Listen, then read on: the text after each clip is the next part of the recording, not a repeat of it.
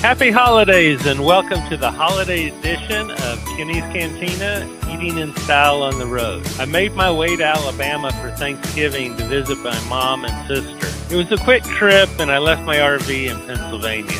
Pulling the rig adds a day each way. Now my mom just turned 91 and I try to make it down to see her whenever I get the chance. Thanksgiving dinner was quiet with just the three of us, but it was also great. I cooked the turkey, made smoked gouda mashed potatoes, and green bean casserole. Val, my sister, made the stuffing and dessert. My mom was a little impatient for dinner. She usually doesn't eat much, but I guess it tasted good to her. She made herself a large plate and ate the whole thing. While I was there, I followed Mom's directions and decorated her porch for Christmas for her. Since I was visiting Mom, it was the perfect time to help her make our traditional family holiday dish, Mom's cheese ball. And my mom has been making her cheese ball since 1958.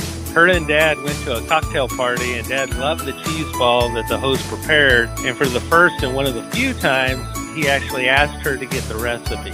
She's been making it ever since, and it's been a family tradition around the holidays, and we always anticipated the treat.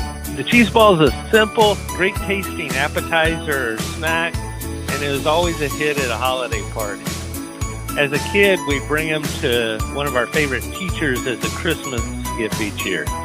You'll enjoy making and serving your cheese ball, and maybe it'll become your family tradition. Now, Sally from Texas, one of my loyal viewers, had called me out before for not going into the history of the dish I'm making. So, Sally, here's a quick look at the history of cheese balls. The first cheese ball dates to 1801. Elder John Leland of Massachusetts prepared a cheese ball as a gift for President Thomas Jefferson. Preaching along the way to the White House, he transported the massive 1,235-pound cheese ball to the president. Now, cheese balls are a lot more modest in size these days.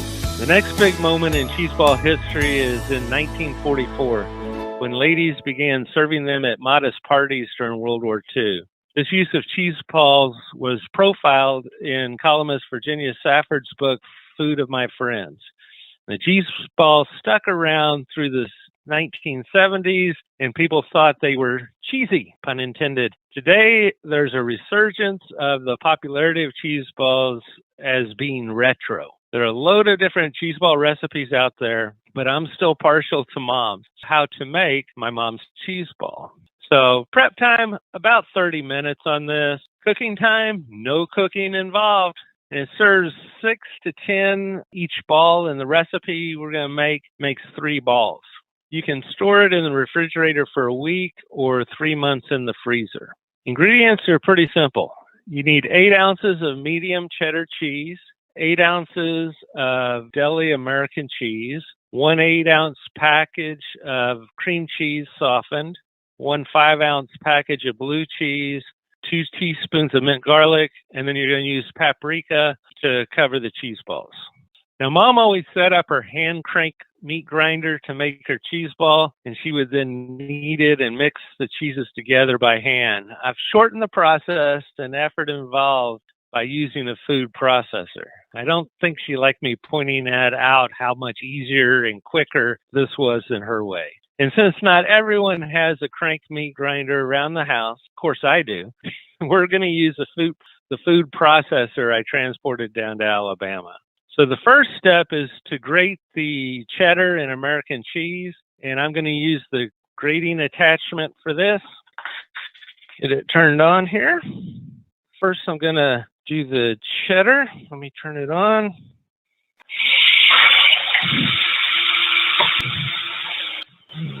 Okay, that's the cheddar. Now I'm going to stuck the American in.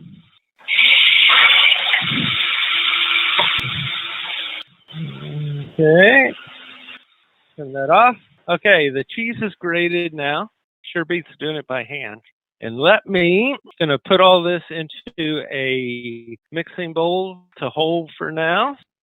All right, so that's in the mixing bowl.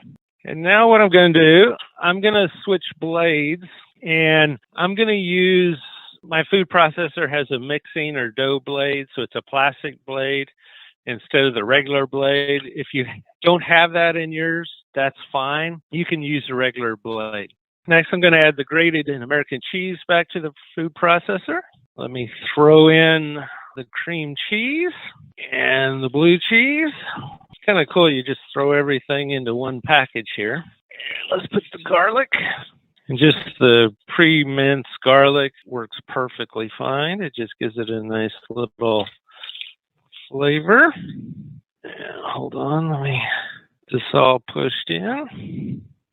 All right, so that's in there. Now, let me put the lid on that.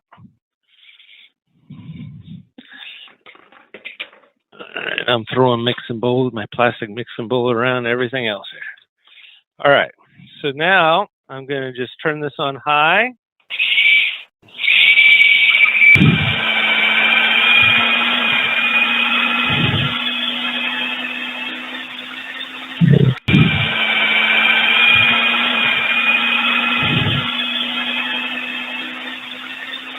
And we're going to let this run.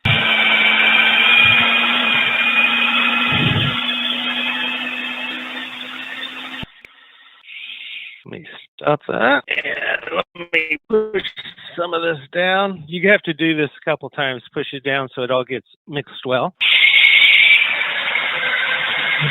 Actually, I have a dough setting on my food processor. Let's run that. Let's take another look at it. We're getting there, getting close. It smells good, all those different cheeses. You get that whiff of that blue cheese.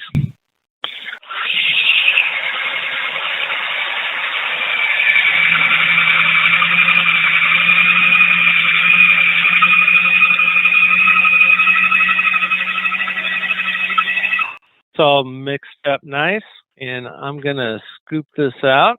Put it into my mixing bowl, and we'll set that aside.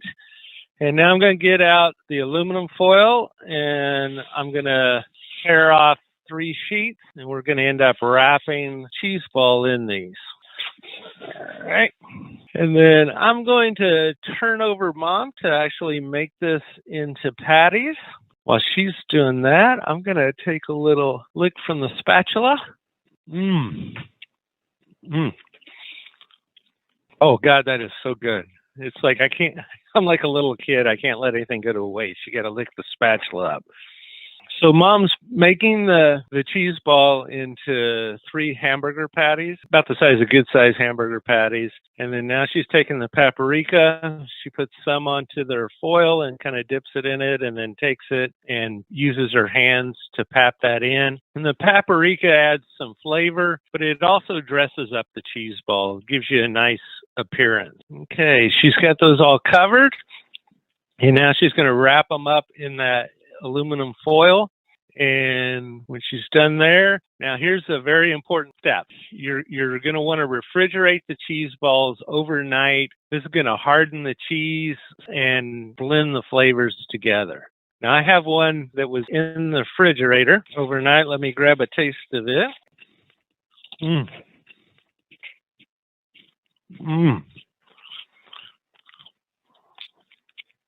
That is so good. Those cheese flavors blend so well together. And, we put that blue cheese in. A lot of people, blue cheese can be like a little overpowering for them. But in this dish, it's not overpowering at all. And it just gives you a really good flavor. Oh, man, eating a cheese ball brings back childhood memories. You're going to love this. Serve it with your favorite crackers and enjoy. So serving recommendations. Serve it with your favorite crackers. Mom always served it with Sociables and chicken and a biscuit when we were kids, so I always make sure I have some of those around when I have cheese ball in the fridge. Now, this is great as a snack or appetizer. One time I even made the cheese ball into the shape of a jack-o'-lantern for a Halloween party, and that was pretty cool. And it's also great to just bring to any party for that matter. The tips in this, first off, is chilling the cheese ball overnight. This makes such a big difference, both in flavor and in serving. So make it up a day ahead of serving it.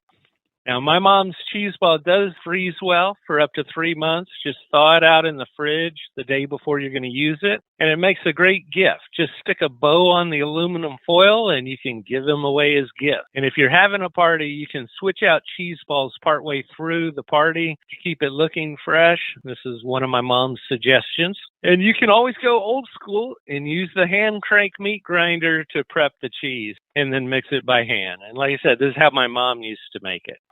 Now, the mixing or dough blade on the food processor works a little better than the sharp blade, but don't worry, the sharp blade will work just fine. Thanks for letting me share my holidays tradition of my family's, and let me know how y'all like it.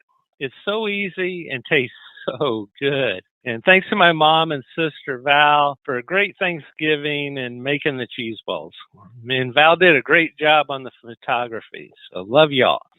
Next up is the mailbag. I always look forward to this portion of the show. I love reading your questions and comments, and today's questions and comments cover my street corn episode that I did for Thanksgiving. Now, let me say, it was a great hit. I received several comments stating that they cooked it for Thanksgiving and that folks really loved it. There's also several comments regarding the Mexican street corn term as elote. And yes, elote is often how the dish is referred to. So if you see a sign on a street vendor advertising elote, expect to find street corn either on the cob, or in a cup. Now, I can't answer everyone's questions on air for the sake of time, so I try to pick out the most common or informative questions. So here's today's question. First off, we have Larry from Arkansas, and he asks, how many ears of corn in a can? Seems like I should have used more canned corn than what you asked for because everyone ate it up. Great recipe. Larry, I'm glad you like the recipe.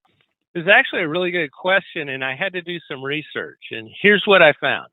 1 medium ear of corn makes about 3/4 cups of corn kernels, which I found very interesting. I also found out that an ear of corn to kernel calculator online. It's amazing what you can find when you look. So using the calculator, my recipe calls for a 39-ounce can of corn. Now, the calculator only goes up to 10 ounces, which works out to about 1.7 ears. So if we multiply this by 3, we get 5.1 ears. So about 5 ears of fresh corn is needed for my street corn episode. Thanks for the interesting question, Larry. Next, we go to Darlene from Quebec. And she says, I put pre-cooked chicken in your casserole, and wow, it changed the dish from a side dish to a meal. Have you ever tried adding chicken or beef to this? It's amazing. Darlene, this is a really interesting idea. I gave it a try, and it did come out great. I think I'd stick to chicken to modify the dish rather than the beef, though. And like you, I used the packaged pre-cooked chicken. I used rotisserie style and cut it into bite-sized pieces. You could also use meat from a rotisserie chicken or even grill up some chicken breast to use.